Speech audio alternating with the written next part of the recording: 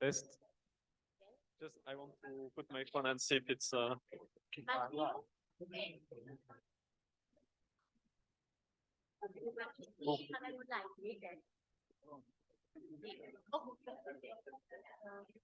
you make a test? Test, prova.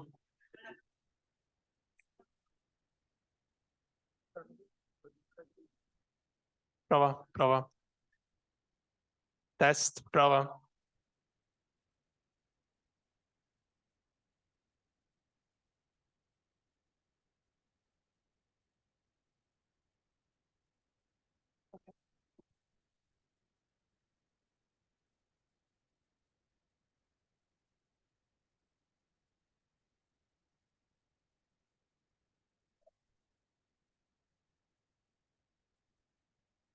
Thank you.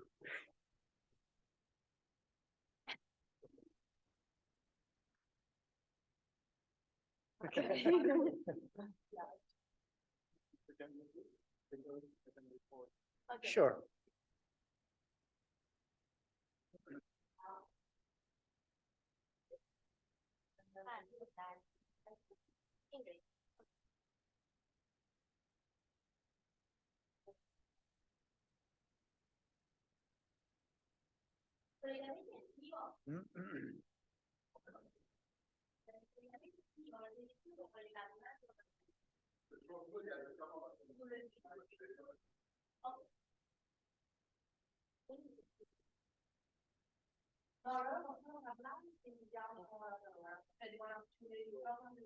Scusami. Okay, so we can start. Welcome again to our PERSE multiplier event project. This afternoon, we will have a discussion, round table. I don't know how to call it, chair is, I don't know, stairs table, no, stairs, round something. Okay, so thank you for coming and thank you for sharing with us some experience. The idea is to share experience, doing networking, and maybe try to invent something together. I don't know. We are going to co-design, co-create, co-conduct, co-everything. So now I leave the microphone to Marco Brusa. Introduce yourself and then we can start. Thank you. Thank you. Hello, everyone. My name is Marco, and I'm lucky enough to work at Infini.to, which is a science center dedicated to astronomy and space. And we have also a digital planetarium inside. I'm one of the guys in charge of creating new activities. And if I well understand, I have to tell you something about one of our activities, but maybe it's better to say something about the general rule that we use when we create new activities, because STEM, it's a big container and you can decline it in many different ways. And usually we try to set a goal. We have some kind of achievement that we want to reach. You have to build something, you have to escape from this situation. You have to set a goal which is in some way interesting. And we give to the students tools and materials. Selections of tools and materials is really important because they are the way in which they can interact with you and the way in which they can reach the goal that you set for them. And then we set some rules. So we want them to play inside a safe space in which they know exactly what they can do and what they cannot. We can talk about something similar, a kindergarten. You are inside the kindergarten, you can play with all the tools you want, but you also know that you cannot go outside. And then we give them freedom to explore. They have to be free to explore, to try different solutions, and the goal that we want them to reach are usually goals that has a lot of different ways to be achieved. So we don't have just to have one single line that you have to follow, but we want to have an open problem. And so once they are free to experience and they are free to fail, which is an important part of the process, we are there with them. We have to deal with frustration. We have to deal with all the different problems that you have once it is the first time that you try to solve a problem. And in the end, they are able to produce something. They are able to produce a car which is capable of moving from here to there. They are able to build a bridge and so on and so forth. But those is going to be their own car, their own bridge, and the way they reach this goal is unique. This is, I think, the most important things when we talk about STEM. It is not about one single activities, but the idea, in my opinion, has to be that you have to be free. You have to be free to explore. You have to be free to fail, and you have to have someone around you which is there to help you, which is there to say, okay, it's okay if you fail, but if you have to build on top of this failure, you have to understand what is going on, what you can improve, and from there start to build again. So this is the way in which we usually have activities in the STEM area. We use a lot of different tools such as robotics and coding and so on, but they are just tools inside this big container. We want them to try, we want them to fail, and we want them to be sure that they know that failure is part of the process. We don't want to tell them the story that, okay, you have to go from A to B and it is a straight line and you will surely go to the end and it will be a success. No, this is not the way in which life is. You have to fail and you have to understand how to step from your failure and improve your skills. This is the way in which we try to develop STEM. So I think it's enough for the beginning, and thank you for giving me this opportunity. Thank you so much.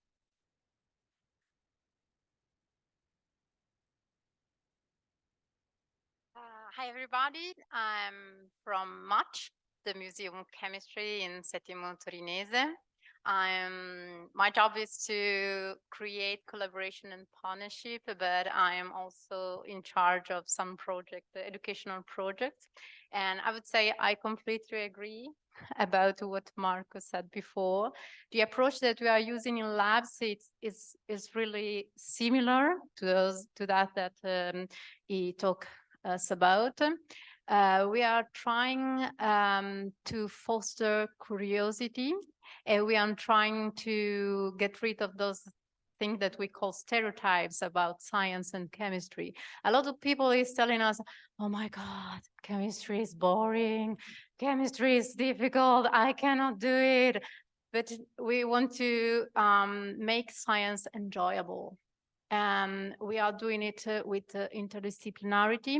As we talked this morning, a lot of people is talking about interdisciplinarity.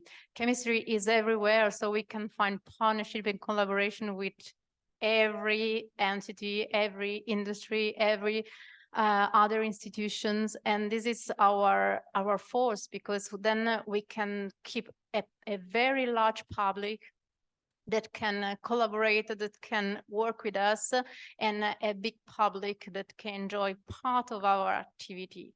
What we are trying to do is to make the activity hands-on. So everybody has something to do, can build something with his hands, can see reagents, and can see reaction that normally they don't know, and have fun doing it, because we are also using a lot of storytelling. Because when we tell a story, it's just much more fun than saying, okay, this is science, this is reaction A, this is reaction B, and then they react together. But we are able to tell a story about it, then it becomes more interesting, and the curiosity raised from what we are doing. So I think that this is the base of what we are doing at MACH. We are still growing and learning how to do it. But I think that this kind of event like PERSE can help us growing new collaboration, new partnership, and start new project together. Thank you so much. Hello, I'm Daniela Calisi. I am the founder of a project which is called the Paper Lab. It's a project from an association, a non-profit association. And the Paper Lab is a bit a provocation, if you want, because we talk about paper, but in a very different way. Everything we do is an experiment in the field of publishing. And we work on forms, methods, and contents, trying to innovate in these three different fields. What we have done so far in this particular realm, let's say, we generally talk and speak and produce new storytellings in various fields. But in the education field, we have tried to innovate the form of the book and the idea of the book. And we came out with a series, which is called 𝗬𝗏𝗏. That means books that have to be mangled, have to be destroyed, that are going to disappear and are going to transform themselves into games. Sometimes toys, sometimes games, which is different. What we do in this, which is our method, let's say, as I said, first of all, the book must disappear and the action must eat the book, really, physically. Itself, the book is 𝗬𝗏𝗏𝗏. It means that you must throw it apart from the beginning. So it is specifically designed for this. You can detach the forms that are inside, and the forms are usually modular. So like we have, for example, a book about carnival with masks, and you have 3 characters, but the 3 characters are mixable and recombinant, and you can make infinite masks. What happens is that we make laboratories with to experiment those books and see what happens and propose ideas. Usually we have a big table and like 10 books for 20 kids, and they tear apart all the parts, and in the ending you have like 100 parts in the center of the table, and they start to exchange them. They start to see what someone else does with that part, and like this kind of racket of parts. And in the end you can have such a small mask or such a big mask if you have used many pieces from everyone. So this is for the very young one, for the younger ones, like under 6, 06. For 06, we also made another book, which is called Piccole avventure in famiglia, Small Adventures with My Family. And it's explicitly designed to foster the activity together for a parent and children. And basically, there are parts that can be done only with the presence of the parent. For example, reading the instructions. But then the instructions are connected logically, cognitively, to images, small images that you can animate basically. And once you do what is told, like give this seed to the small mouse, and once you do it with a form, you build a theater, making like the flower blossom, the mouse eat, the frog jump. Because in the parts of the theater, there are no letters, but there's small drawings. And these drawings are connecting between themselves. Like, for example, you have an apple and you have a small worm. And when the worm goes inside the apple, it's like animated. It makes a movement because it's designed in that way. So the kid plays the game that is told by the teacher or by the adult in general, but they are completely autonomous. So they find their own instructions basically using their fantasy. So you see a flower, you see a vase, you have listened to a story where the flower goes in the vase, and you try to do yourself, and in the end you have a theater. And the theater itself, it's shadow theater, and it's it uses like cellular phone to make the light. This is also very interesting because it gives another function to the cellular phone, to the mobile phone. And it's also very useful because you can move it very easily. And so you can play with the lights, with the shadows, and understand the basics of optics. We also work with very abstract concepts like recombinant meaning, emergent meaning, order from chaos, things like that, that are absolutely unapproachable usually when you are 6. But stunningly, it works, STEAM works very well. Kids that don't even read really get to play and understand very difficult concepts. And so what we do as an association, we also work in the cooperative field, in the co-design field, because we have this relationship with our committants, with our clients, let's say, in which we try to be problem solvers. So the come si dice committente? Commitment. Committant comes and says, okay, we would like the kids to make these kind of experiences. We have to talk about this content, etc. And we work together to arrive to the final book. Why a book? This is also an important concept, because we would like to make they understand from the beginning that books are not bricks. Books have to be destroyed, and they serve to build stuff. So this is the payoff of everything. We are working on the form of the book, because the book is at the base of our culture. And until people continue to think that a book is something that you don't touch in some way, or that you read how it is like previewed, and you don't have the courage to hack it,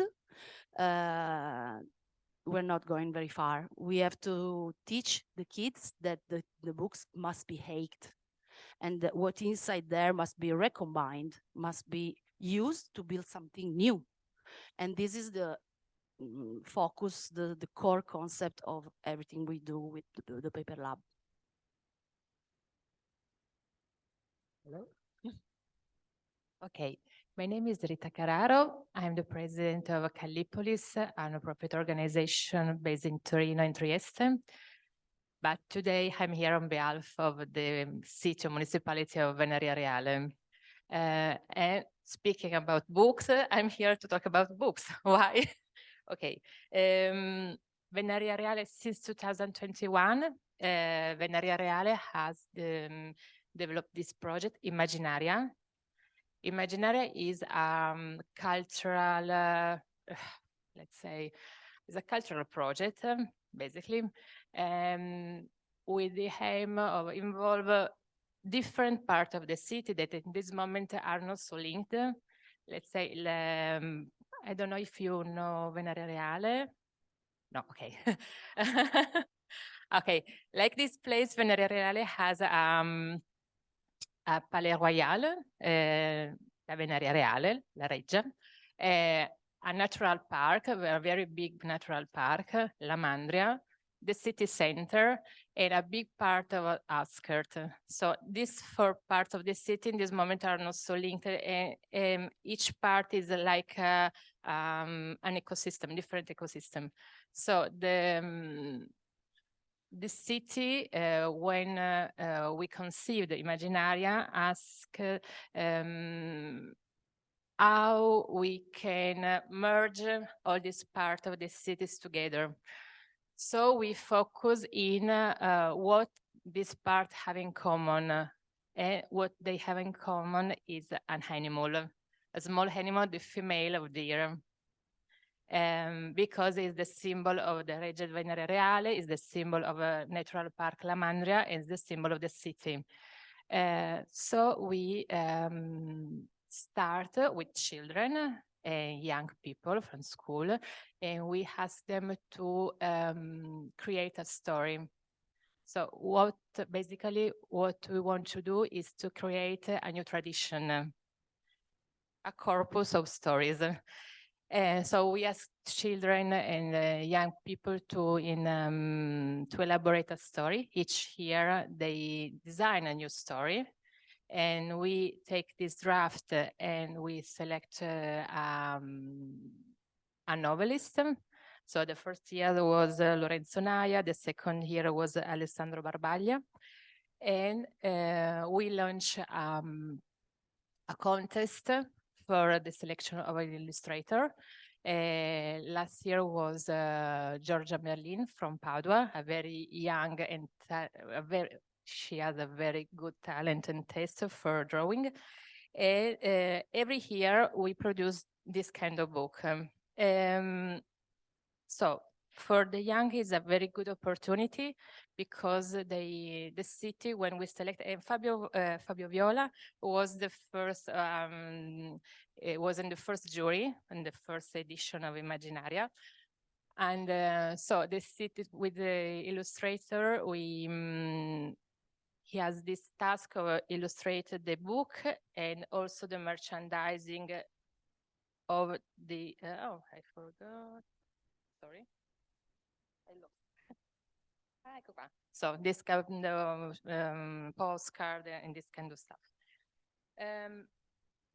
This year, but it's something that is new because the previous year we call, for example, last year we have a Senatore, I don't know this, Marinella Senatore, the artist, and she installed her own masterpiece in the city center of Venaria.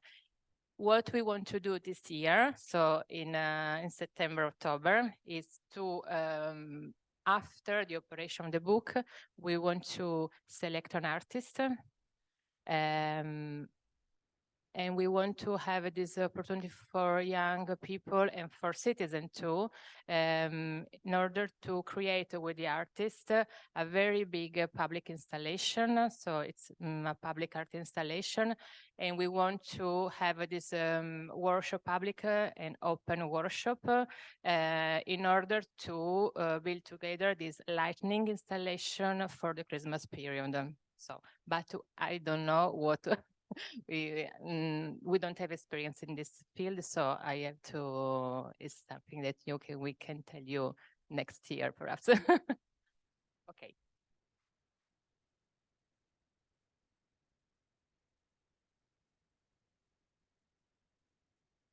Oh, thank you. So I'm stealing Salmo's microphone from Sanremo. So, okay, first of all, from this to this, what's your energy level? Just to understand how fast should I go. Okay, I see some tired people. Anyway, congratulations if you arrived until here, because I would have given up if it was in university. So also to who has presented, congratulations. So I am Vittorio. I come from the from a project that was created by the Generativa Association. Generativa is a new association that was born in 2021, if I'm correct. They are about the engagement of the new generations under 30. And especially they are active, if you know the Agenda 2030, in the SDG 10, so about reducing inequalities, and SDG 13, as in climate action. On this SDG 13, so on climate action, they created this project, which is GIGA, which is the short version for Green Young Gaming Ambassador, which is a very cool way to say we make games about environmental themes, but we are youth, okay? Like this, we are young, more or less. I'm 25 now, so. Thank you. We should hang out more. Anyway, so this project was made with game designers and game developers that are actually active and professionals, and also an environmental specialist from Legambiente, Rubina Pinto, if I'm right.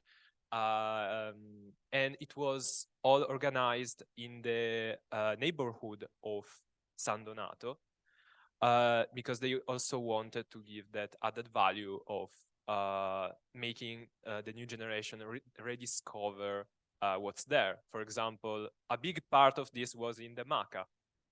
MACA is the Legambiente Museum, basically. It's super cool. I didn't know.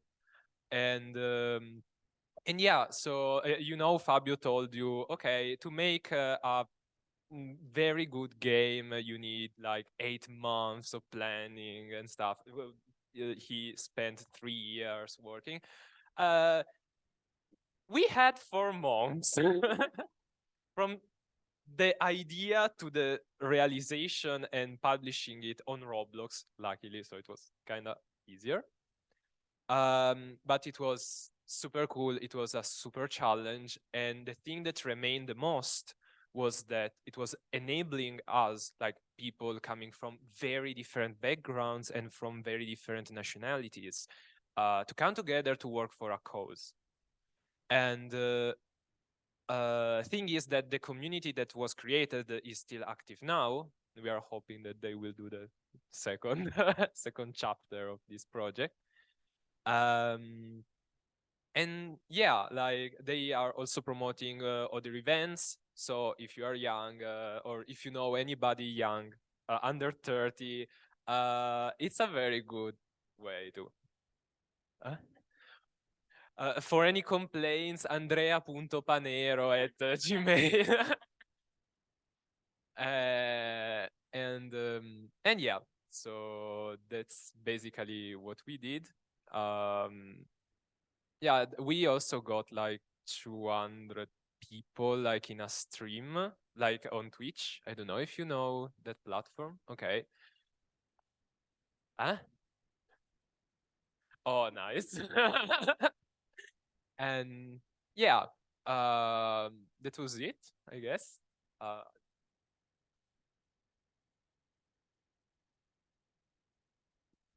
I think that we can make a round about from our partners, because they also can introduce themselves and their work, so that we make some questions to everyone.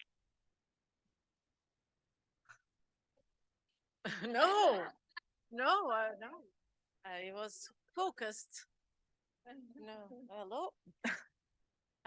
So I come from Portugal, from Casa da Imagem, and well, not only me, but Joana and Raquel.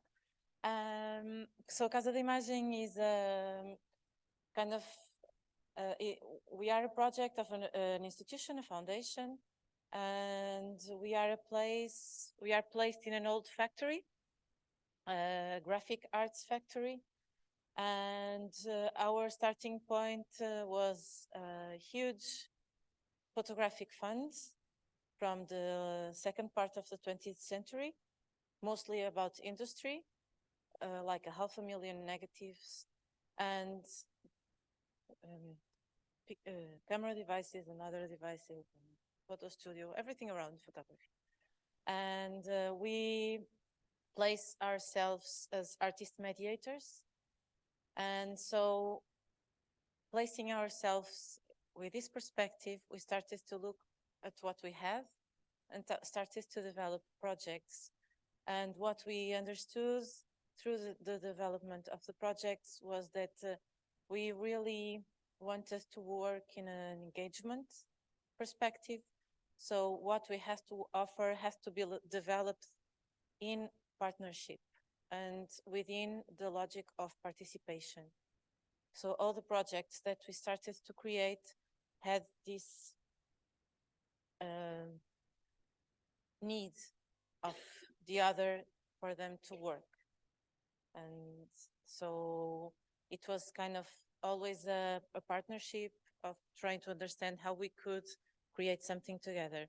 After 5 years, we started in 2011. After 5 years, we understood that with the work of with schools, mostly with schools and artists and other educators, we understood that it made sense to do a museum. So we created a museum with the people. And so we, in a way, placed a museum as seen by the education department, not seen the other way around. Usually the education department, it's called in the end, but we arrange this. So everything in our museum is placed in kind of an atelier, an artistic atelier. We don't have the vitrine. I don't know if you say what you understand. Yeah. Well, we have, but everything can be touched and manipulated. As 𝗀𝗏𝗏𝗃𝗏𝗃 said, attention requires participation. And that is our basics of work, for people to touch and to feel, so they get emotionally engaged. And we always promote a practice, short and easy to do, and that can be replicable with autonomy, and something that allows people not to see only the objects that were done by the others, but so that they can also develop their own practices and develop their own objects. And this is the promotion of everything we do, also inside the project of the museum. And through that, we have developed some specific projects, a project about young people's portraits in the social media for children, young people, how they engage and they represent themselves. We also have another project on living archives. How does an archive can be a useful thing? We know for academy it's very useful, but how can it be useful for a school? How can you place yourself in the hands of the others? And we have a project on industry archive, a living industry archive, and also PERSE. And how can arts, because we are a museum of image. And when you talk about image, you talk about science, and you talk about technology, and you talk about chemistry and physics, and you talk about arts. So in a way, this all works together. And that's it. Thank you. Brunella, we know very well from the presentation, but if you want to say something about the, that's okay. Yes, okay. Yes, I just would like to say hello, everybody. I am Brunella Manzardo. I work for the Education Department of Castello di Rivoli, of course. So I think I don't have much to add, since our head of department, Paola Zanini, already talked this morning. So I'm very curious about your experiences. And bom dia. Eu falo pouco de português. And if you have questions regarding our education department, I will be glad to answer maybe later.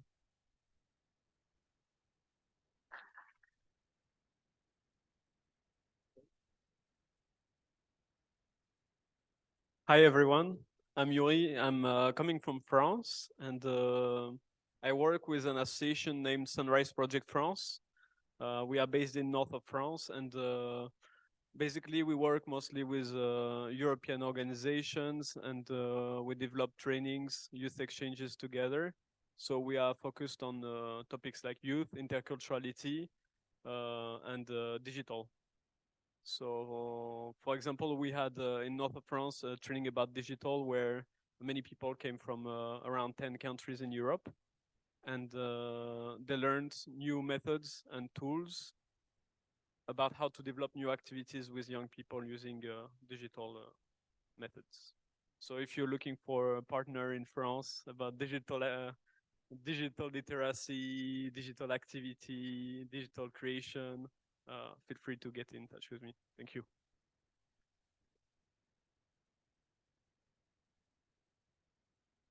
Hello, hi everyone.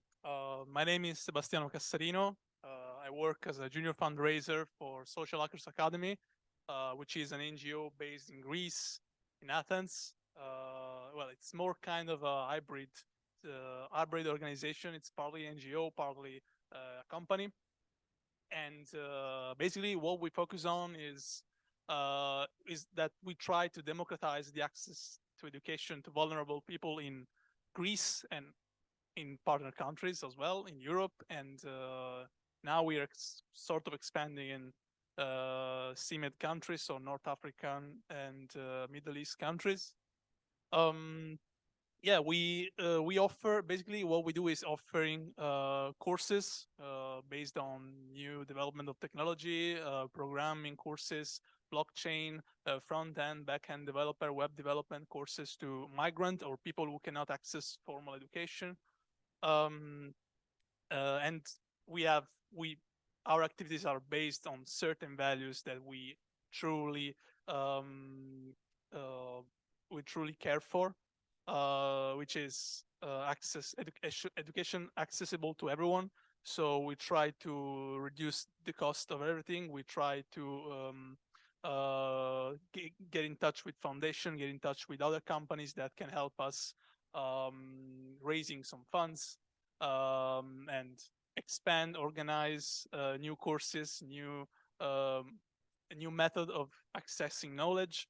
So that's why we focus a lot on digital.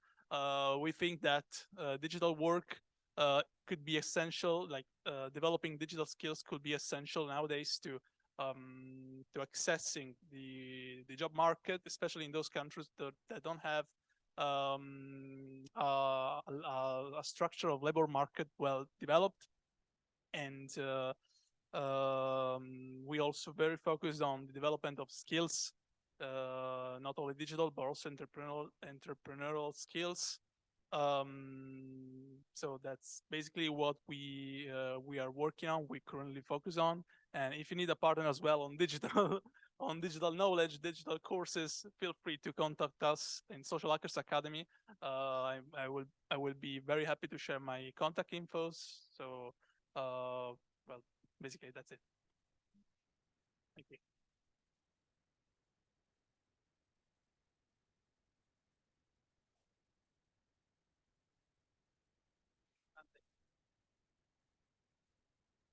Hi everybody. For me this is awkward. I never been to a round table and I feel pretty good about it. So I am Antonio Benfante. I study cinema engineering, Polytechnic of Turin. I want to work in video games, game design, or education in this field, in STEM education. I have some experiences working from two Fab Labs, Fab Lab Western Sicily, in Sicily, and Fab Lab Torino, here in Turin. I've taught 3D printing, coding, Scratch, and other digital skills to students. I'm here to know some of the realities that are here in Turin and learn some serious methodologies about how to do these things well with kids, because it's not only about buzzwords that get us the funds and so on. I've been unfortunately into some projects that were very well worded, not so well organized, and I really care about organizing and being in nice projects in the future. Thank you.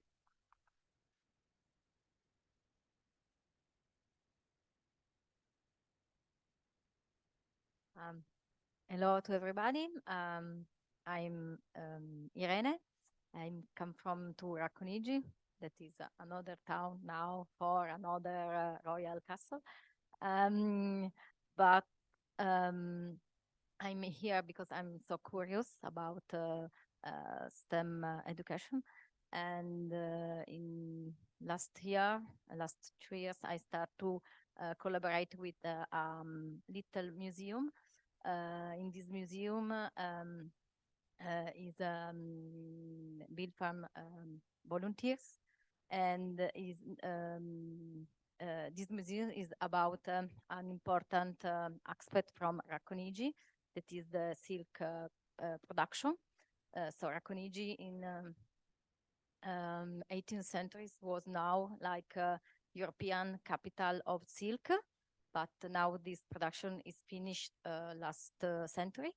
So I would like that this little museum can grow up with a new opportunity for children, little child, and also for young, just to know this history, and maybe we start again production. I don't know. I look my friends because I start to collaborate with Valentina, and I'm here just to learn. Thank you. Valentina. Hi everyone, I'm Valentina 𝗀𝗃𝗏𝗃𝗃, and I'm PhD student from Politecnico di Torino. I work between heritage and design, so which is the role of design every day, interacting with heritage and the territories. For this reason, I had the opportunity to work with the Museo della Chimica in Racconigi, and some other realities. Together we experiment some practice-based projects with the students, with the audience of the museum, and I hope that in the future we can carry on. And as well, with another team of researchers, we develop a machine, a prototype of a machine to work again with silk, but considering all the complexity of the current context in which we live, that is quite different. Thank you.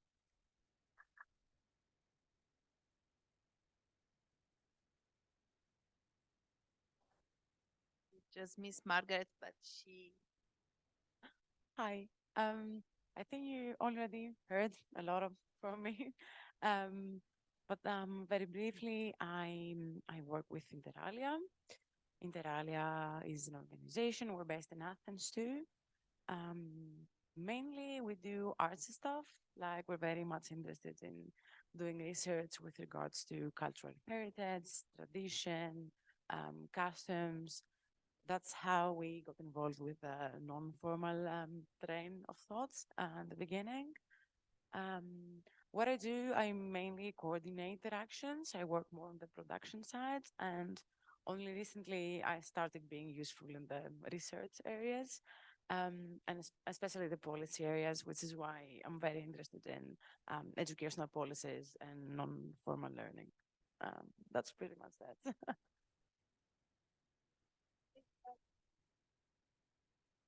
Okay, I think the discussion can be very free, but then if we need something to be helped in our discussion, I have a couple of questions we can make around, because first of all, I think that the main thing is how we work all together with different competencies. So the multidisciplinary approach is the basis of our practice, and I would like to understand better from you which are the criticality of this aspect, or which are, I imagine, more positive effects of the working together. And so, for example, if we have to explain co-design with one word, which is the most important one for each of us?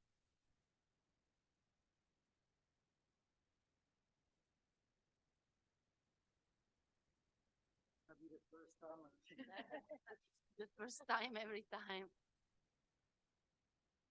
Which was the question? Again?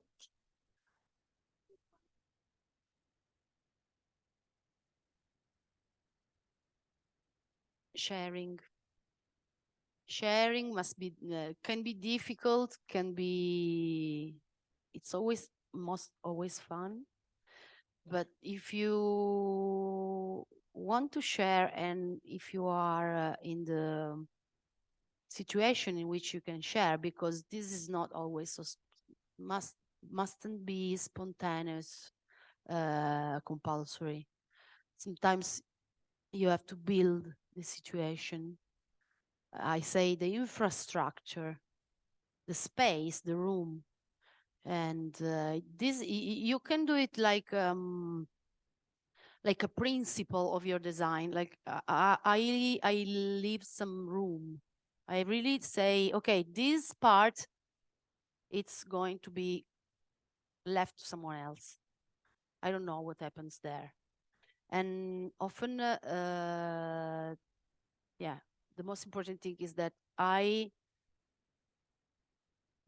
have to be willing of leaving this space, and the other person has to be willing to use it and to be allowed, because this is a big problem. And even putting the rules to the sharing, because then it's a game that we play together. Because often you don't know, like, let's make a very, in my opinion, very clear example. You work as a non-profit, ONG, and you work with a company, and you never know what happens, because I personally don't have an office which is devoted to lawyers and licenses stuff as an ONG. Usually a company has an office explicitly for that. Again, this is already a problem. It's not that I don't want to share, but I don't know how to make it right and have an happy ending in the end, not a crying ending. Sharing is difficult. I think that the most important thing is to find a good point of intersection, because then if there is not this point well defined, it's so difficult to collaborate and to find a good project together. It happens to me that I spend 2 hours talking with a potential partner, and we are so engaged in what we are doing, and so I'm talking, and we are talking together, and then we cannot find this point of intersection, and then I have a lot of projects that are in standby because we didn't find a point of intersection. In others are so easygoing because you easily find that intersection between what we are doing and what they are doing. And so the project just is right. It's already wrote. It's already written. So yeah, it's just at the point. But sometimes it's easy, sometimes it's not. But I would suggest that before starting a project, before starting a collaboration, you should think about a lot what is the intersection between two disciplines or two partners. And I think that's the clue of a good collaboration. Well, a lot has already been said, so thank you. You saved me a lot. But I think that the most important point, at least for us, is having some kind of inspiration. As I mentioned before, I'm a physicist, and I spend the most part of my day talking about astrophysics and science and stars and so on. And so sometimes having someone who see exactly the same topics from a different perspective for us is really important, because you start opening your mind again. So when we look for collaboration, we also try to get involved people which are at the beginning really different from us. Because if you don't, in the end, you are always doing the same things, which is not that bad. But if you want to change it, and sometimes it's good, we also, for example, invite artists, we invite singers and so on and so forth to do their things inside our dome. We have a digital planetarium and we can use it as a stage. So we want to take contamination from all different aspects, not only science, but also different fields. So it is important to have intersection, but even if you don't, maybe this can be the most funny part, because we are completely different and I like you because you are different from me. So this maybe is the point in our case, which is our own, it's an art science, and so we have to open our mind. It could be more intersection. Yeah. Okay, I just want to add one thing. For me, one thing that is very important is to fix the boundaries or the constraint from the beginning. Okay, talking about, okay, we as 𝗀𝗃𝗶𝗶𝗃𝗃, we work mostly in public spaces. So as you can understand, we have a lot of constraint from the beginning. So when we work, we co-design with artists, companies, an intervention is important for us to understand with the municipality, the technicians, what we can do or what we we couldn't achieve inside the project, because at the beginning of our activity, we worked very well.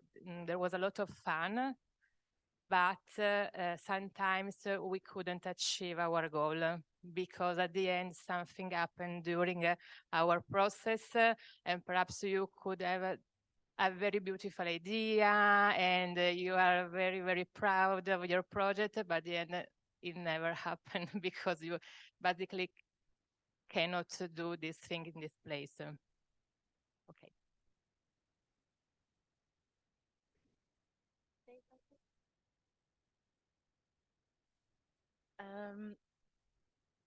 I think that also considering the opposite of what you said, to work with people really different. In our case, sometimes we work with people that we think that are really similar. And for instance, working with education departments from other institutions, art museums, or other places.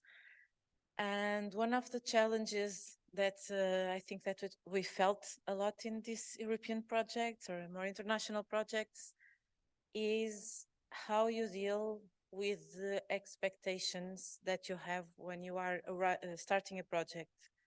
Because in a way, you meet people online, you share ideas, and then you build a project. And then you expect the project to happen in a way.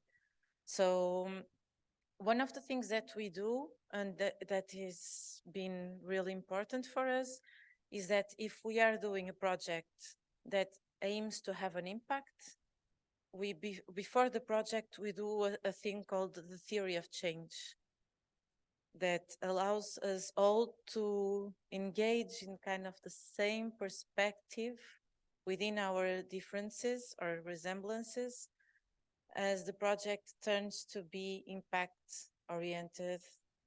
And so it helps us a little bit, and then allows us also to evaluate what we expect to achieve. This is important because when you are doing projects together, it's very easy to get lost in each other's expectations. And other things that we also have learned that we have to have is, if it's an international project or even if it's a national project with entities that are very different from each other, you really have to let go a part of kind of authorship on the project. You really have to ease back, not lose yourself in that, but really understand the other people place in the project. And yes, even if you're not counting on that, to understand that people that you think that are like you and that they will create the same kind of thing that you are, because you are all this kind of the same perspective on work, then on practice, things are really different. And I think that is a challenge, but that is the richness, answering to your question, because you really learn about yourself and about the other when you let go a little and you understand that things can have an approach different from yours. So I think that's the challenge and the gain.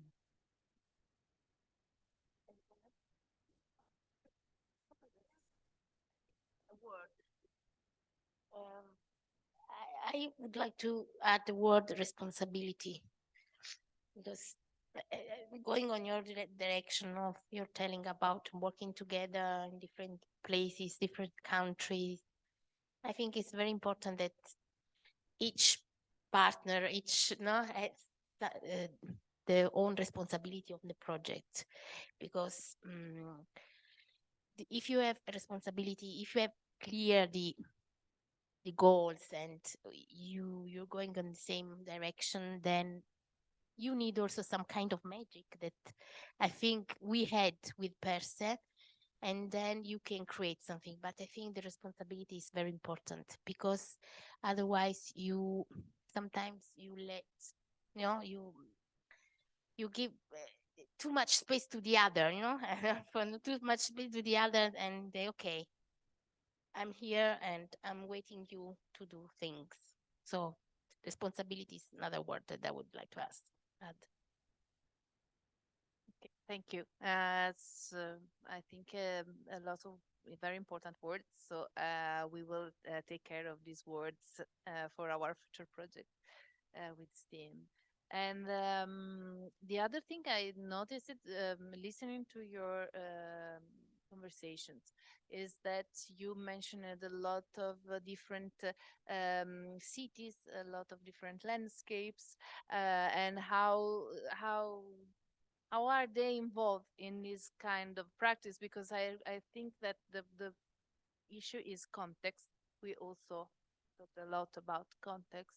And when we try to involve young generations in our projects, we are also doing audience development for our practices. And so I would like to know more, how do you feel your projects are impacting on the context you are working in, or which kind of strategies you can adopt to do more?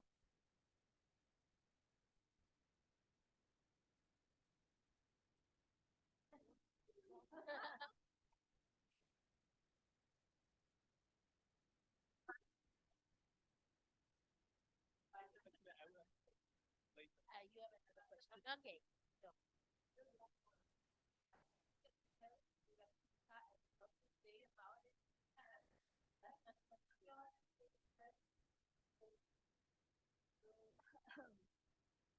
Okay. Yeah. Okay. This is a very difficult question for us because,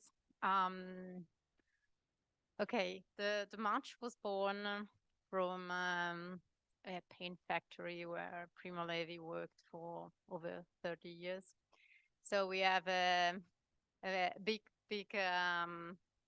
responsibility about this building. But we decided, the foundation decided to build a chemistry museum to try to not tie the name of Primo Levi to the quotation, but to the Primo Levi chemist. So we are dealing with a new kind of narration on Primo Levi. But what we see about the community, the question was about the community. It's quite difficult because, you know, sometimes when you have a museum, you have always the same range of people that are going to the museum. They are mid-wealth, they have a certain culture. So it's difficult to keep up all the community and say, let's come to the museum. It's interesting. It's your territory. It's your city. You have to visit it. You have to spend 11 euros. It's not that easy. And we are trying to build up some programs to involve more the community of 𝗏𝗏. 𝗏𝗏 is a very special place. It comes from a cultural redemption because, you know, in the late 60s, it was kind of factory city. It can become a banlieue because it was just a dormitory where people were working in several factories, and there were not enough schools for the kids. There were three tournaments for going to school because the schools were not enough for everybody. So I'd say that in the last 20 years, 𝗏𝗏 had a big revolution, and the culture was part of it. It helps a lot to build a new kind of city. There is the Science and Technology Festival every year. So there are big factories that just are not anymore the old style factory like Pirelli and L'Oreal. They changed the face of the city, but a lot has still to do to change what is perceived from the population. So what we are trying to do is these special programs for people that usually as not they don't come to the museum because of the cost and because they don't feel the need of a cultural experience. So this is what we are trying to build with the administration of the city, with the mayor, and with the foundation ACM that is helping us with these programs. But I would say it's not easy.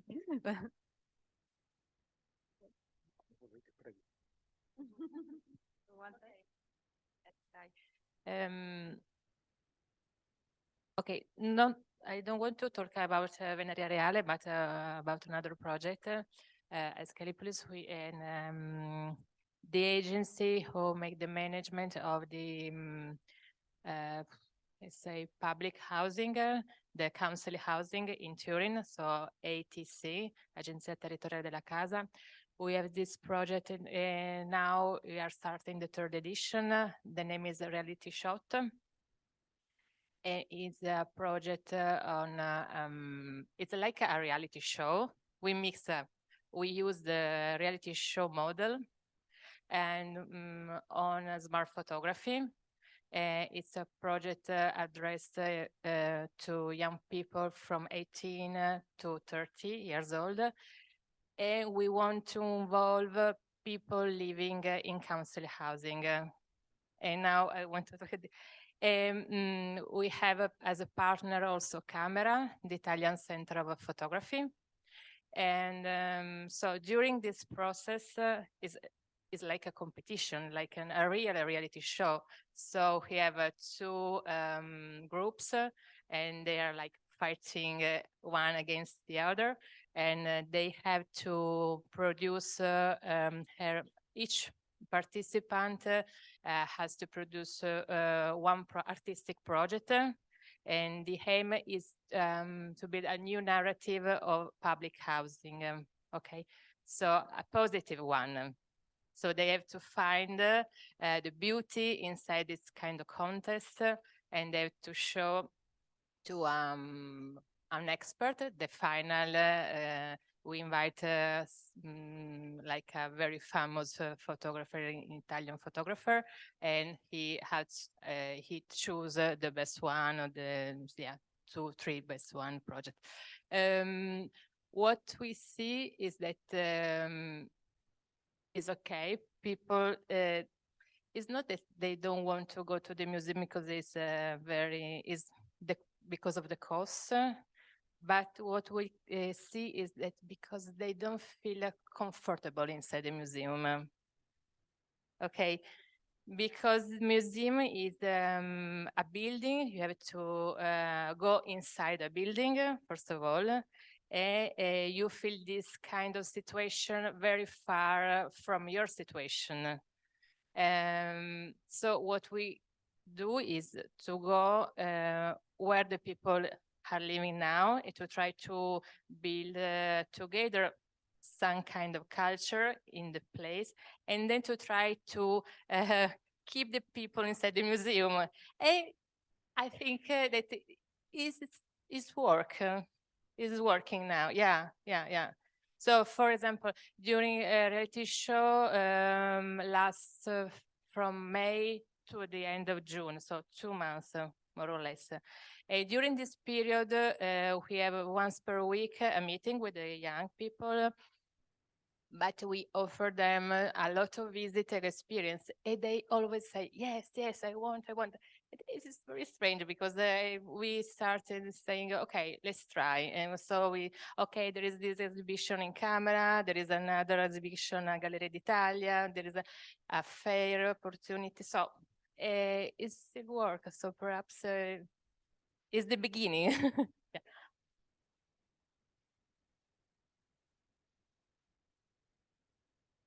Okay. Yeah, what I want to say is not that they don't want to spend money, but they don't want to spend money for this kind of experience. That's the point, that they don't feel the need to spend money for this kind of experience. So yeah, could be a a chance to try to to make this to take science there maybe and then attract people to the museum.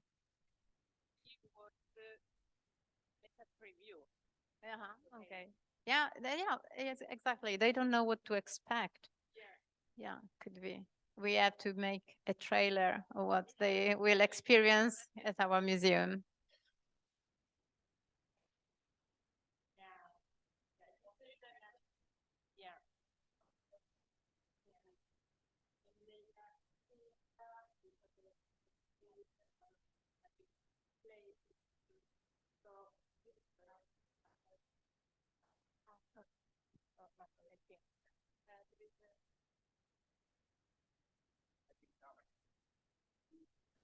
The way you spoke about it feels like you're thinking about effectively about user experience.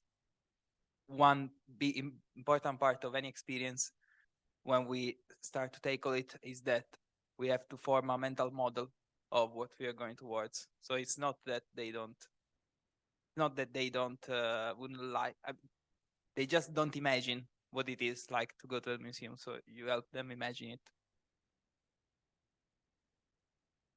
It is very interesting for me that you talk about user experience, because this is one of our methods. We apply user experience theories and practice to cultural experiences. And if you do it like with focus group interviews, you observe people while doing stuff, you observe the groups while visiting the museum, when they stop, where they stop, why they stop, how long do they stop, where do they go at the beginning, where do they go at the end, how fast do they walk at the beginning, how fast do they walk at the end, because there is a thing that is called museum walking, la passeggiata museale.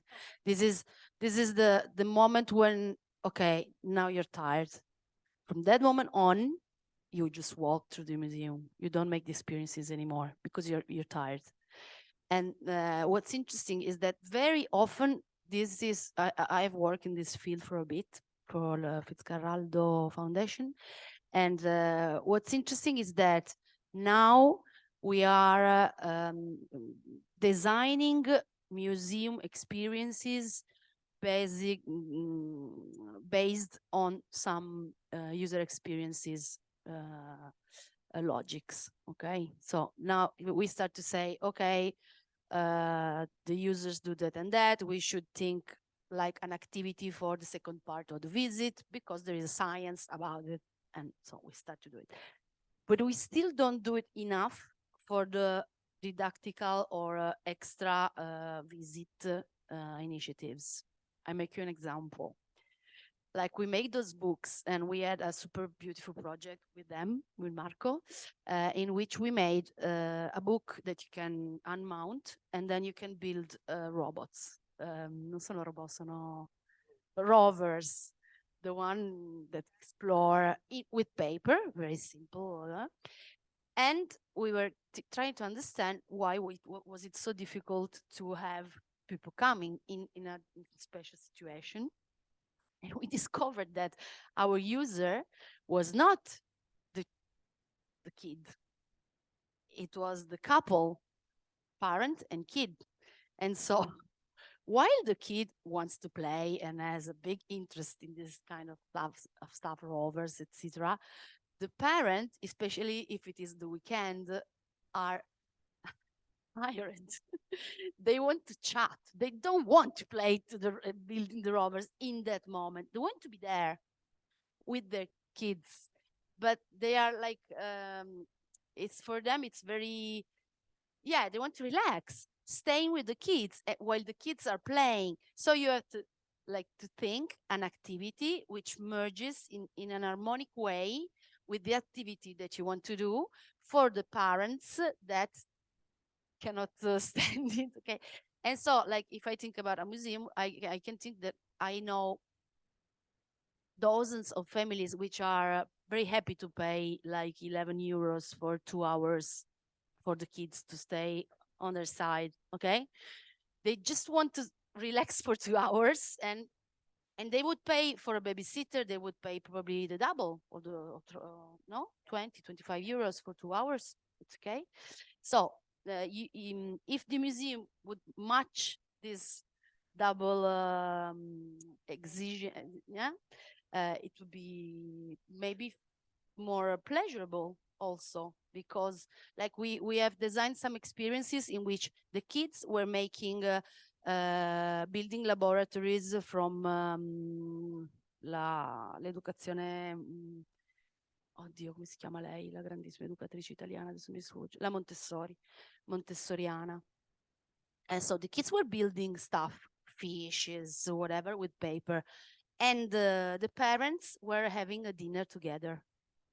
Finish the dinner, the kids would come with their fish to the parents and to the table of the friends, and they would have like 1 hour to play together with the fish that the kids had built.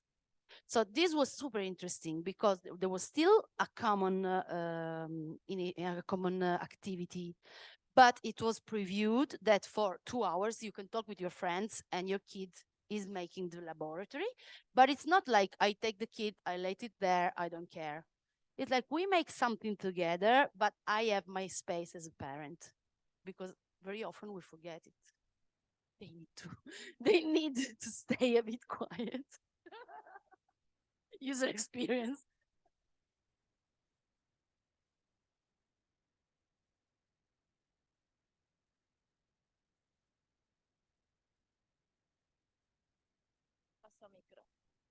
Thank you. I was listening to you on that issue of focus groups and understanding the audience. And I think there is, for me, an issue on museums that has to be, in a way, overcome.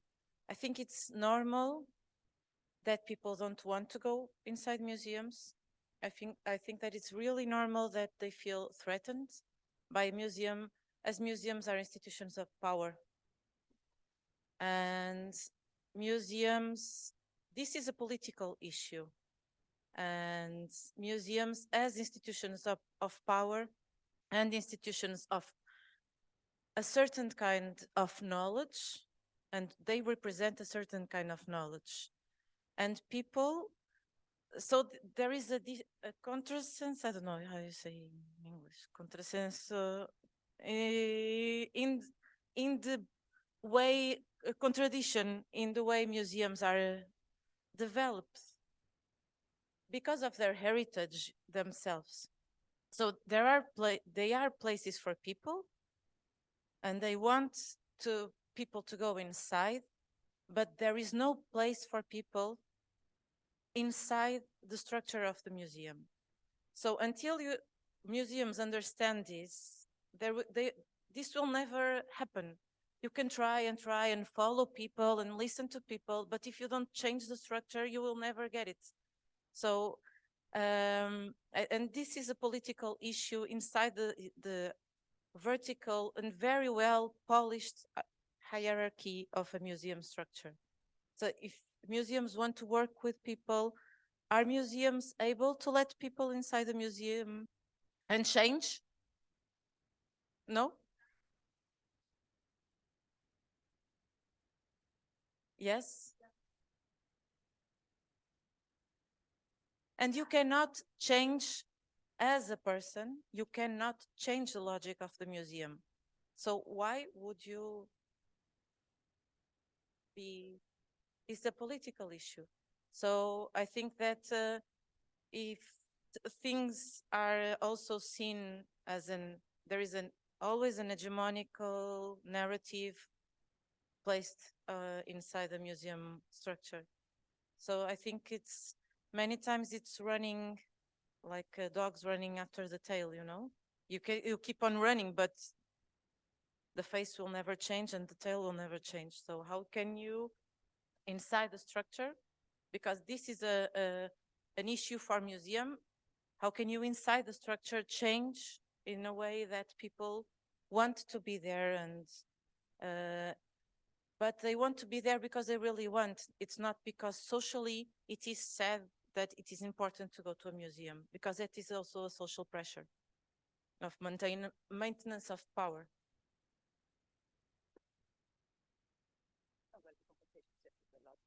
Okay, okay. Okay. Then just to anticipate, there is Luis connected. So then Martinique.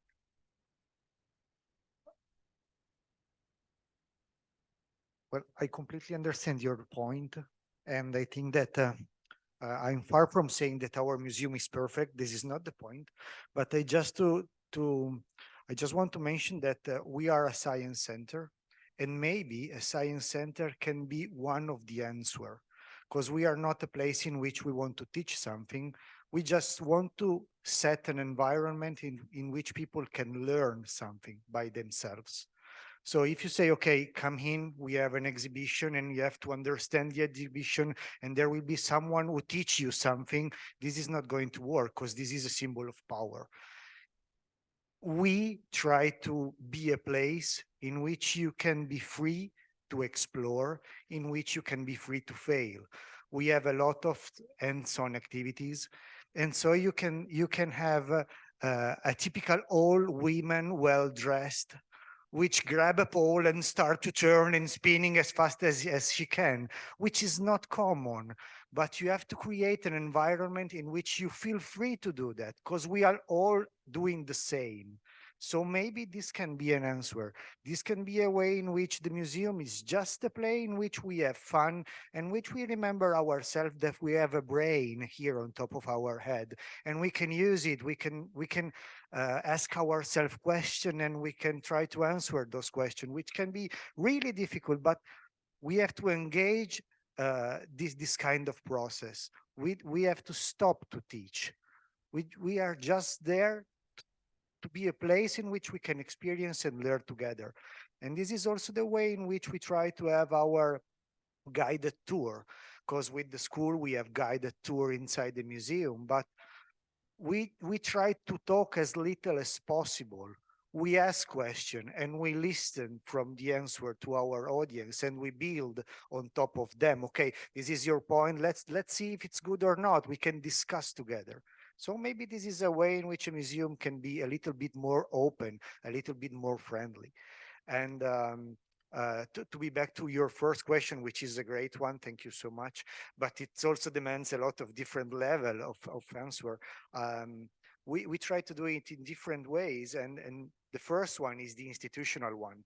You have to talk with the institution and say, hello, we are there, we can do things for you, we can work together, and we try to do that. But usually, at least here in Italy, it is not a fast process, because there is a lot of things that you have to keep in the loop, and it is not something that it's going to change one day from the other. But there is also another level. You can stop staying inside your museum, and we try to do that. We are in a wonderful place, but we are on top of an hill.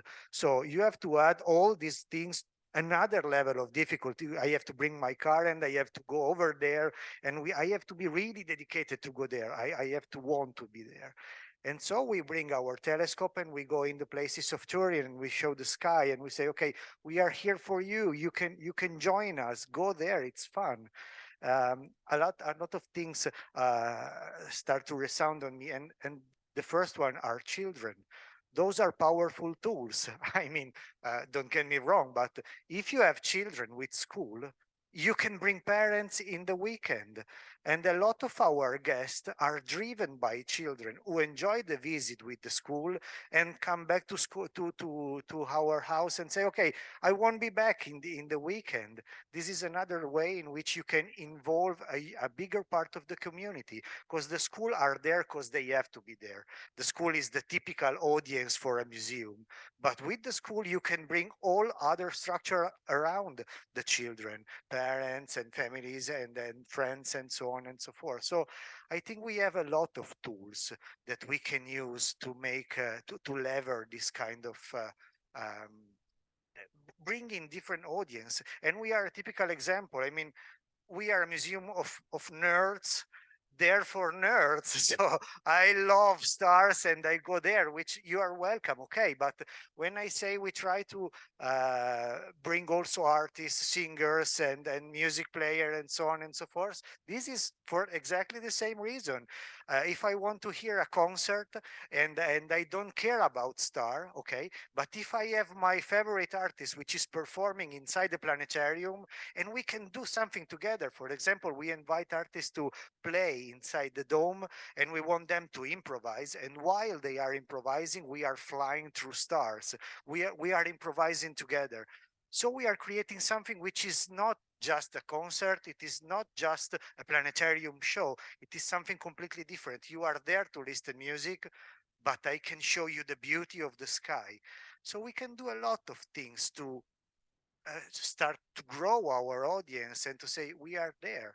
We have also dedicated weekend. We have the weekend in which you have the STEM lab for the family and they have to work all together. So maybe the children knows that there is a lab, but once it is inside the museum, they are working together. We don't want to have the parents there with the smartphone. No, we bring them. So I think we have a lot of opportunity and we are there to inspire people. We are there to show that it's possible to see science in a different way. And also another possibility, if you are in a small museum such as our own, we try to build our own exhibition by ourselves. So we have a video game. You talk about video game, and we would like to have a video game inside our museum. And we say, okay, we can go there and make some other one do the video game for us. But in the end, we say, okay, why not we do it by our own? We have to learn, but in the end, it will be our product. And if I have someone who is enjoying the video game and they say, hey, what about the video game? Are you enjoying? You know, I'm one of the guy who create the video game. It is not to show off, but it's just to say, I am a physicist. If you want to be a physicist, you have a lot of different opportunities. You can create, you can become a maker, and you can make something which is enjoyable, not only for you, but for the entire community. So I think that in the end, if you are able to be an example, if you are able to see, to be just another way of looking at science, you did your job. It's enough, at least for me.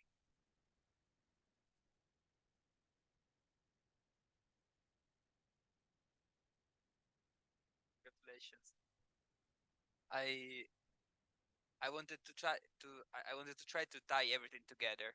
I feel like we started from UX design and see how UX design can help us redesign museums into something more easy to experience and enjoyable. Then we talked about how the current design of museums is due to their heritage, and we want to change that. And how even without UX design, with just creativity and having open eyes about what we can do, we can shape experiences and design new things to drive change and make an impact. I would just wonder if more or less we could agree on this, that like I feel like UX design is a tool to express our wish to build the experiences we want and to make the impact we want. UX design was taught to me as a commercial tool, as one of those simple methods that you just use as a means to an end. You want your app to be downloaded, you use UX design.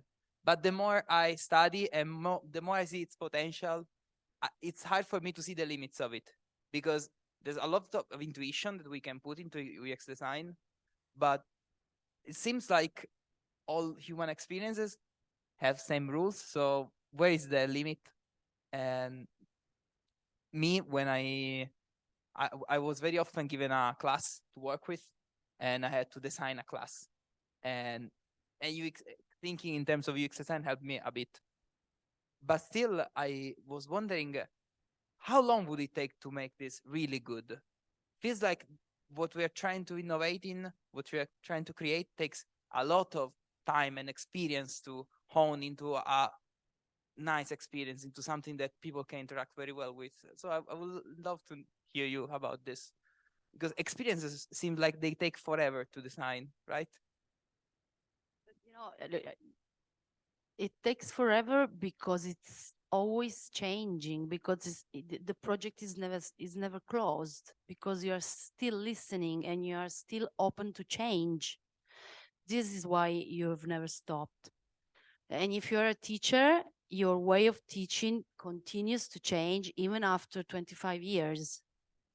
If you are a good teacher, you change almost every day, because you don't even have a path that you have decided which is the good one, but you go to your students, you look them in the eyes, and that morning it rains, and so it must be different. I know teachers like that, and they are very good.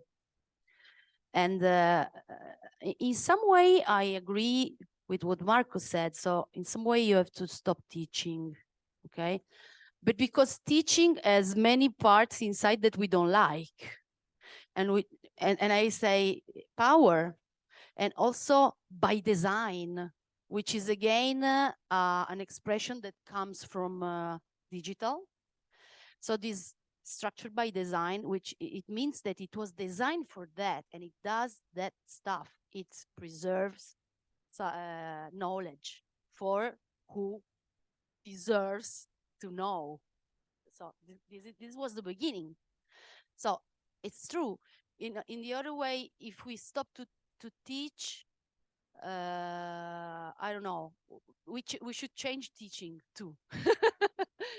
But about I don't remember your name again.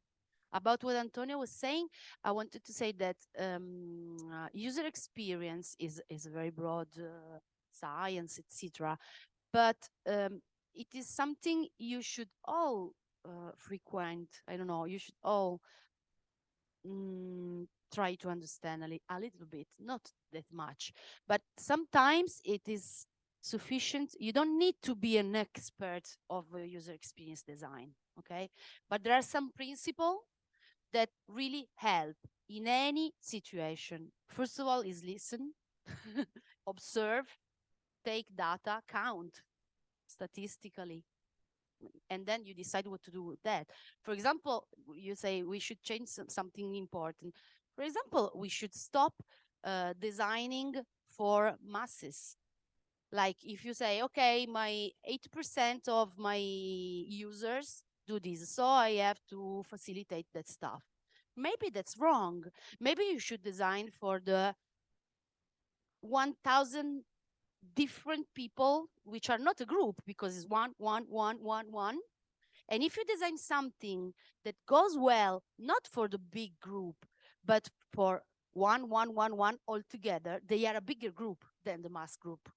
This is the new idea that comes in our, it's come si dice, lo spirito del tempo.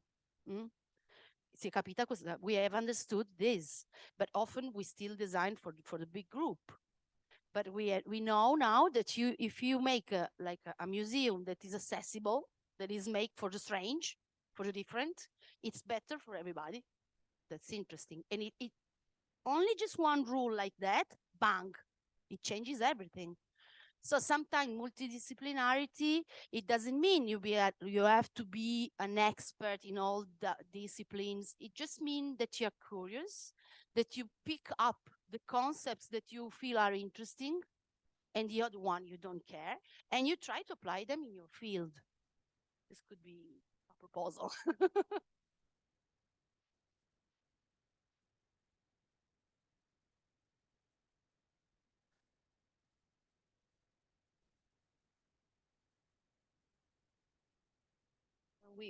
We have Louise Duchateau, and she is a project manager from d'Antilleux d'ailleurs, our partner in Martinique. And I think that her experience is very important about the issue of power, the cultural power, because, you know, Martinique underwent to also colonialist experience. And I think that for them, including different kind of people is very, very important. So if Louise is with us, then I will give her the word to tell us their experience. Hello, Louise. Hello, everyone. Okay. Well, welcome. We are very glad to hear your voice. I think in a while you will appear somehow. And yes, tell us more about PERSE project in Martinique. Okay, so okay, I see me twice now. Okay. So maybe I can begin to present our association in Martinique. So we are a feminist organization here in Martinique, working on cooperation and development, mainly on the capacity building and reinforcement and the socio-professional insertion of vulnerable women, young girls, and youth in general in Martinique. And so mainly we work with victims of prostitution, migrant, and also youth that have issue, for example, with justice or administrative issue, stuff like that. So that's the target group with who we are working. And for us, the project PERSE was very interesting because it was mixing different horizon, let's say, different people, so from different places. And so this project for us was really a time to like gather to everyone together and permit people to exchange on topics with people that they maybe won't be able to meet again, or life will never put them in the same place again. And so that was very great for us to implement that. And also we are in the commission for the youth mobility in Martinique, because at the beginning we were the association that came to the mobility K1 from the program Erasmus Plus in Martinique to permit the youth to go abroad because they are European too. And so now we have a lot of partners that take part on it and permit youth to travel in Europe. And so there is this committee. I mean, we have one in Martinique, one in Guadeloupe, and one in Guyana. And so it was great for them to also heard about PERSE and also see all the link that we can do in education. And so it was very interesting for me and for all the team that worked with us. For me, it was, I mean, for our team was very interesting. All the STEM part, like science, engineering, mathematics.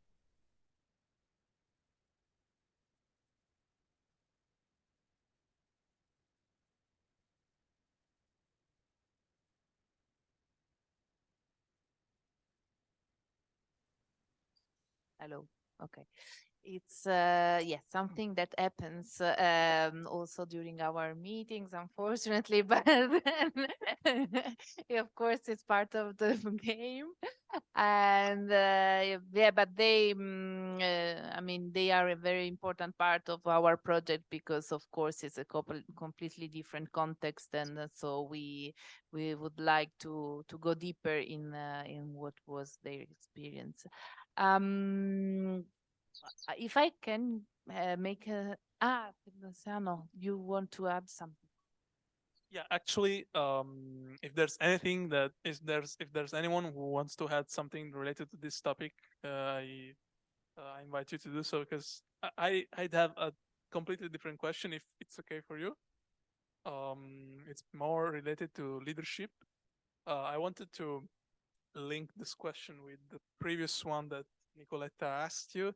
So about co-managing a project. If you were a leader of a project, of course, in a partnership, how would you overcome like conflicts, and how would you exercise? How would you use your leadership to overcome conflicts between the partnership, conflicts during the implementation or the overall managing of the project? I don't know if the question is clear. Maybe I can.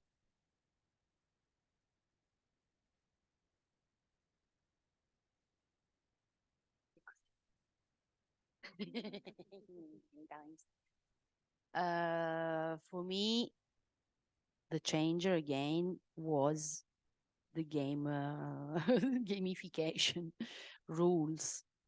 So these are this is how we play this game. We decided together, possibly before the writing of the project or in the project itself. Like I try to design the roles if I can, or at least to design my role, to design my form.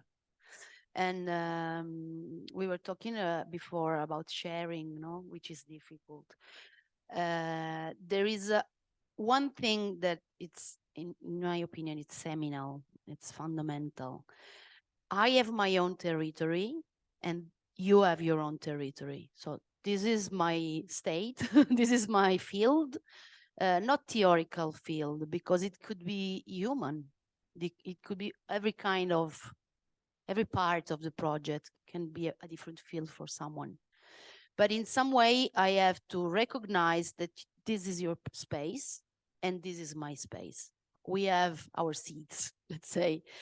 And from that territory and with the resources you have there, in your country, in your company, in your group, in yourself, we can make a match and we can encounter. And I have discovered that it could be unpleasant, but it is important to be able to say stop, because this is my territory. Please let me do my part. Okay, then we can discuss, but and we must, and probably we are there because we had to discuss stuff easily. So this transforms a conflict in a confrontation. And while conflict destroys feelings, self-esteem, the others, the esteem you have in someone else, confrontation builds. And if you recognize the other, the person becomes stronger. But often we don't want to recognize the other, because we think that if we have someone stronger in front of us, it will be worse for us. Well, that's not point. That's not true. If you have someone stronger in front of you, it means that you can be stronger yourself. And if the confrontation is clear, and if we say, okay, in English there is an expression which is wonderful. It is, we can agree to disagree. Okay, if you agree to disagree and you say, okay, this is feasible, we can disagree, and in this moment we don't agree. That's the first step. So, and I think if you have to summarize it in one word, it could be transparency, because often we do not want to be affirmative, to be assertive, because often for women it's not well recognized in the society if you are too assertive. I am one said to be too assertive, but usually if I am confronting with someone which is okay with himself, that's never a problem. It is always a problem if you fear me, and fear is not a good point to start. So overcome fear is the first thing, at least the fear of your team, of your partners. I have made my job.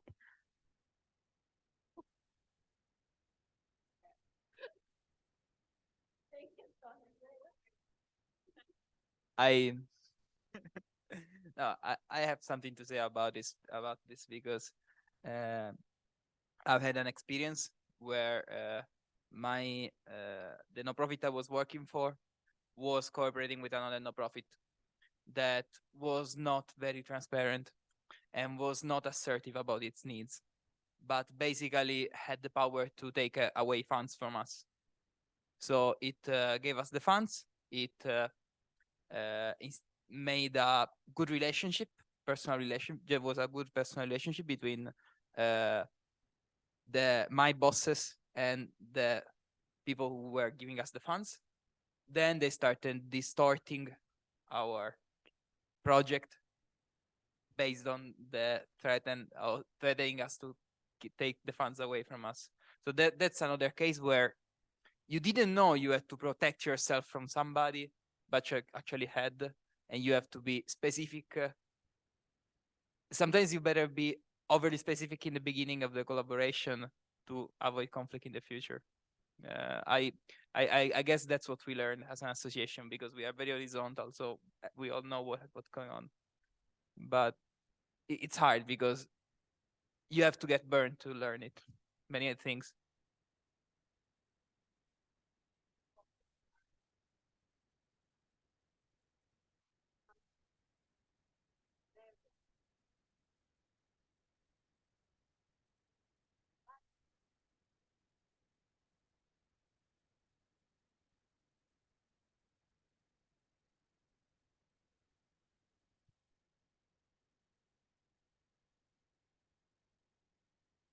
So I don't know if it's okay to make a little shift and go back to an old question in this afternoon. I would like to think about with you about the power of words, because Ines was talking about this idea of museums as institutions of power, and how this can impact in the experience, in the will of people to go to a place that represents power and that represents knowledge, and the idea that someone represents or something represents knowledge can be scary for anyone. But my point is that I think most of us will place ourselves in the so-called non-formal education practice. But we are still using the word education. And I'm not so sure that this word is not by itself a word of power. Because, I mean, like in Portugal, we have a Ministry of Education, okay? But inside museums, we have education services or education departments. We don't have yet, well, I honestly don't find the right word to do this in Portuguese, but in English, museums are adopting the idea of learning teams, and not education teams, because they are not educating, they are promoting learning experience. So this is the first word that I'm kind of worried about when I think about the idea of power within this kind of institutions.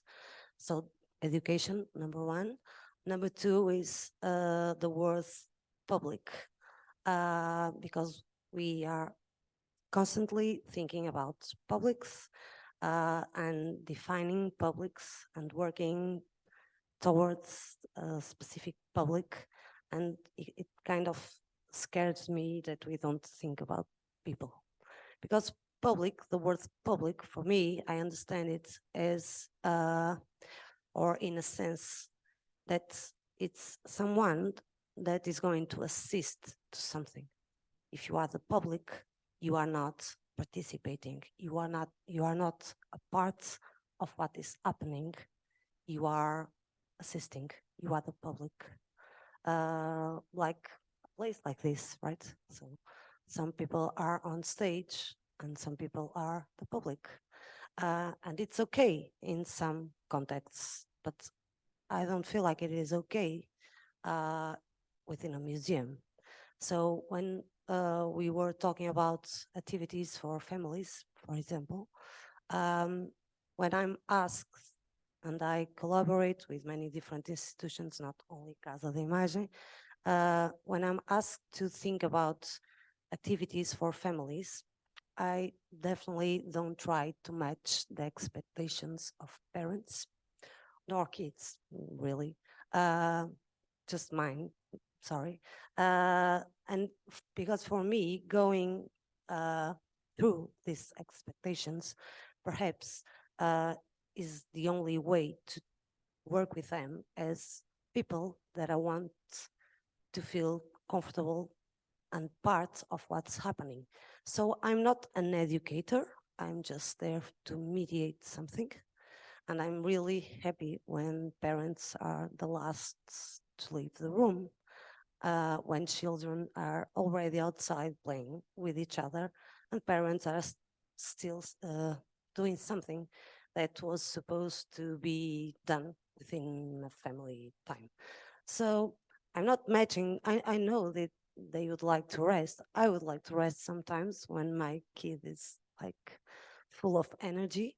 But if I'm thinking about these people, which are families in this case, I want them to be part of something, and I'm just mediating that.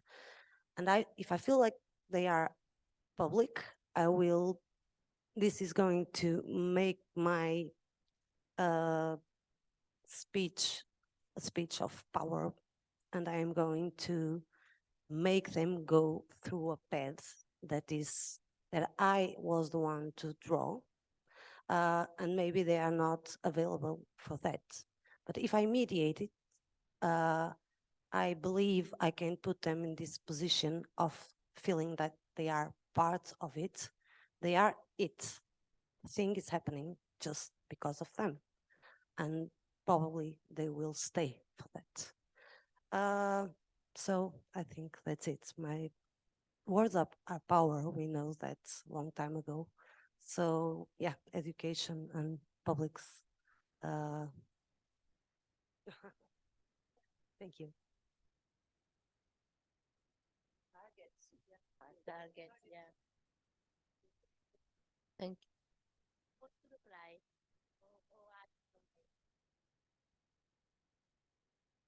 I think that the problem is also different languages, because in Italian, learning and education, they are not the same thing, but it's so difficult to motivate it. So if you say educational activity or learning activity in English sounds good, in Italian not. So sometimes it's, yeah, if you say in Italian it would be attività di apprendimento. Oh, it seems so heavy. So much.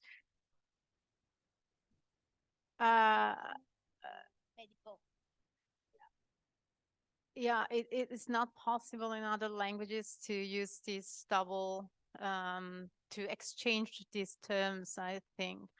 But I understand what you say, and for the activity for families, that we are proposing some activities. They are for kids, and the parents come in, and I see so many times that they say, "So kids, go!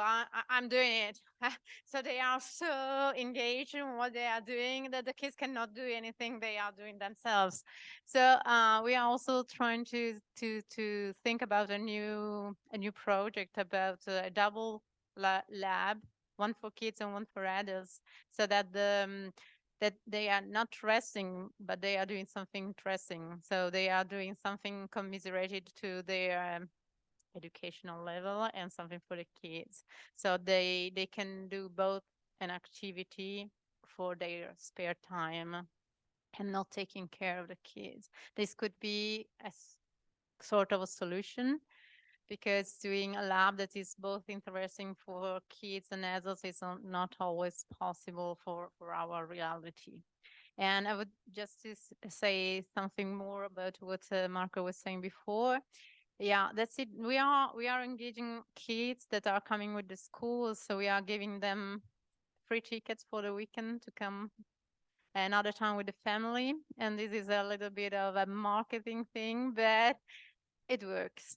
they came with a family. They want to show to the parents what they did, and obviously the family is paying the ticket, but the kids is not. So this is one strategy to let them come back to our museum. And another thing is we are using two strategies for shorten the distance between what you were saying is between the museum and the people. We use these scientific shows. So we are using a little bit the spectacularity of science. We are using a lot of flames and so it's and people like them so much. It doesn't matter if they learn or not. They love the. Yeah, we have the bar. We have the bar. The bar. They are really appreciating this part of the museum. It's a real ball. It seems a real ball, but we are serving cocktails that are in reality chemical reaction, and they are doing by themselves. So it's really interactive. Then they love it absolutely. So we are trying to make science enjoyable and take off this pressure about science is difficult. And what we are experiencing is also to try to collaborate with content creators on Instagram and Facebook. There are so many good scientists. They are disseminating on this new medium, and we are trying to collaborate with them in order to engage a little bit more this kind of audience that is engaged by Instagram and Facebook. This is another channel, but it could be used to shorten this distance between this big institution that is the museum, but we are using Instagram, we are young.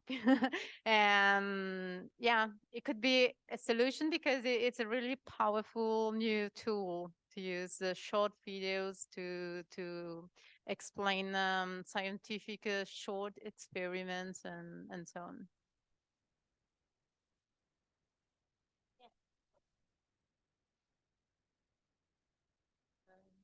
About what you were saying, it is very interesting because a few time ago we changed everything in our website. We deleted the word education and we changed it all to mediation.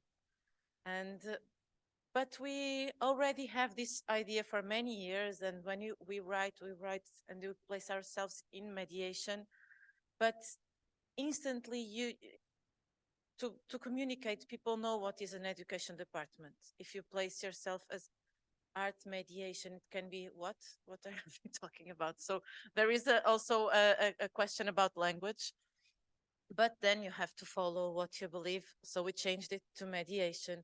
And there is an interesting philosopher, I think is 𝗀𝗿𝗂𝗁𝗂𝗏, that has this idea of mediation without the third. Because when you usually when you think about mediation, there are two parts and there is a third that goes and mediates. And this is also power relations. But he understands mediation without the third. So it's just something that happens between the person and whatever it has in front. May it be an object, may it be another person. And he has this idea of mediation garden and mediation house. These two perspectives on mediation, because we will always be an institution. We will always represent this. So how can we being a mediation house, how can we develop garden mediations that excuse the third and people relate directly to the things without us, as you say, speak the less and provide the most. And I think that, yes, we learn from sciences this idea of experience, but we also learn, that is one of the things that I think that we have in common, artistic and sciences. It's the need of practice. And there is no difference on like who comes first, the egg or the chicken. right? There is no first, because it's a profound mix between sense and practice, reflection and practice. It's like the same body. So you have to do to make sense. And I think that in our case, that is what we also try to understand. How can it be possible to do the mediation without the third, and then try to develop this very much possibility of personal experiences for the people that come and visit us. Yeah. So there is no.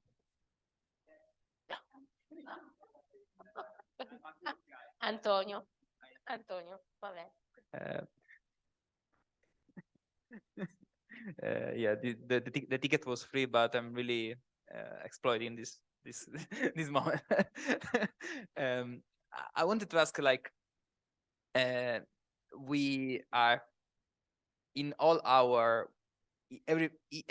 everyone in their own way. We are a bit angry against power, but we cannot go without it. Like, we cannot exist without. Okay. No, exactly. That's what I wanted to question what power means in this conversation, because whatever you do, you always going to hold a little bit of power, and removing the mediator doesn't take the power relationship away, because you still have to maintain the place. If you want to expand on it. Yeah, sure. I don't think we have to feel ashamed by being in a position of power, because we are. And we don't have to be so stupid to say, no, we are all the same, because it's not. You are here. This is our museum. You are my host. If there is something that we have to be ashamed of, is the way in which we use our power. So if I want to teach you that my idea is the best one, I have to be ashamed. But if I have my power, which I have, just to be a place in which we can talk each other, in which I can show you a lot of different ways of understanding the same things. This is a good way of using power. So I don't think we have to be ashamed to be in a powerful position, because we are.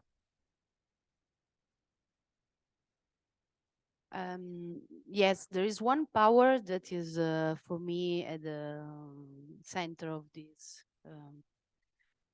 reflection, which is the authorial power, the author. No, we are very accustomed to a power of an author, because the author is the one who tells the story. Okay, and this is very normal for us in our society. That's why, for example, the Paper Lab works very hard on storytelling, and we are on a publishing laboratory for experimenting in the publishing field, because the center of the power, from my point of view, I have studied medias. This is my perspective, of course, but from my point of view, and the one of the people who studied more or less the same authors as me, very much lies in the written word, because we are in some way educated to think that there is one story and that there is one line for that story. So there is one line that goes from the first line to the end of the page, and then there is another page, and that's the story. And this is inscribed in our society, in our mind, in everything we always learned. So it's normal that our museums tell a story. So, and there, for me, my struggle is against that kind of power, because this is in the mind of the people. My mother thinks that there is one story. My father thinks that there is one story. Each time I try to say, but on the other hand, like, let's say, I don't know, Putin and Zelensky, impossible to make them understand that there are different complexities that encounter Imagine in an historical museum, you probably know it very well. Difficult, very difficult. So what I was trying to say also when we were talking about user experience and the children and the parents is that you have like to use about experience museums. I must say that I also think that this is a good thing to have like a sandbox, but you still have some storytelling to prepare. You probably do. The difference, so it's not that you have to let people mangle with everything and okay, it's done, they have learned alone, good. Not at all, not always. There is still need of a story. Maybe the big difference is that we need more alternatives or complementary story, complementare, non so se in italiano, false friend, probabilmente in inglese, stories that are synergic and that give this idea of the complexity of the world. That's why, in my opinion, it's important that when you design for the kids and you design for the parents, but you design for the different targets. It's also a big effort. I mean, you cannot make like 10,000 storytellings different because you have 10,000 different individuals. Of course, you will have to. But and then there is the responsibility, because as an author, because you take responsibility of what you say. And what Marco was saying is that I take my responsibility as someone who is here and maintaining this museum. The difference is that I'm not telling I'm right. I'm not telling this is the story. I'm not telling some kind of stuff that in the modern view of education, it's really not acceptable anymore. But Marco, if I have a question for you, because that happened to me. You are talking about science and you find someone like in the extended group that does not recognize rationality as a value. So it's not sharing the scientific method and says, but knowing what it does, so philosophically knowing what it does, like makes this like una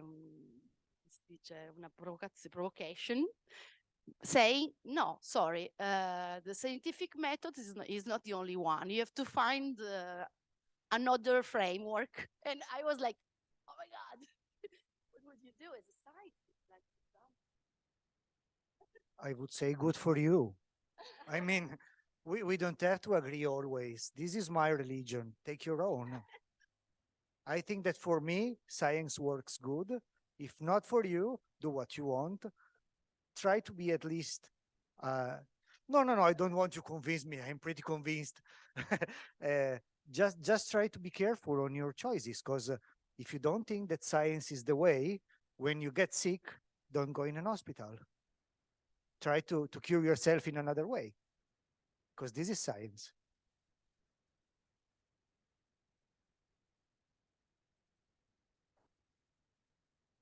I was distracted because the museum will be closing at 5 o'clock, and now we are going to do we have a guide for the temporary exhibition. So sorry if I stop here our nice, lovely conversation. Thank you to all of you for coming. Thank you for all of you for listening and sharing. And yes. And if you agree, we will share our contacts. No, so I think that you all together, we maybe could think to do some project together. And I already see some connections, and maybe I hope that you too. So thank you very much. And now, who wants to come with us to the temporary exhibition? 𝗀𝗏𝗄𝗏. Yeah, Giulia will be our guide. Thank you for all, and Viva PERSE!